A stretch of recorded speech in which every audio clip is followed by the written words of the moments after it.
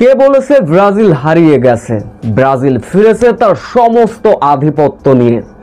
বিশ্বকাপের আগে ব্রাজিলের এমন পারফরমেন্স ব্রাজিলিয়ান ভক্তদের জন্য স্বস্তির খবর। কোরিয়াকে রীতিমতো গোল বন্যায় ভাসিয়ে কেমন করে হারালো ব্রাজিল। ইস্তেভাও থেকে রদ্রিগেজদের এই কেমন অবিশ্বাস্য সব গোল। বিস্তারিত জানতে পুরো প্রতিবেদনের সঙ্গে থাকুন।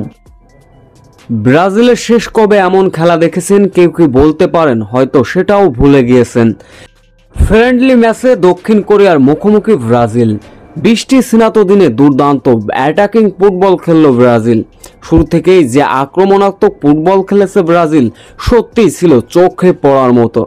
প্রথমার্ধের ম্যাচের বয়স যখন 13 মিনিট, ব্রাজিলের 8 নম্বর জার্সি পরিহিত খেলোয়াড়ের দুর্দান্ত অ্যাসিস্ট, সেইখান থেকে দুর্দান্ত গোল করলেন ইস্তাভাও, যার ফলে মাত্র 13 মিনিটের মাথায় লিড পায় ব্রাজিল। এরপর থেকে বেশি আক্রমণাত্মক ফুটবল ক্রমশই খেলতে থাকে ব্রাজিল।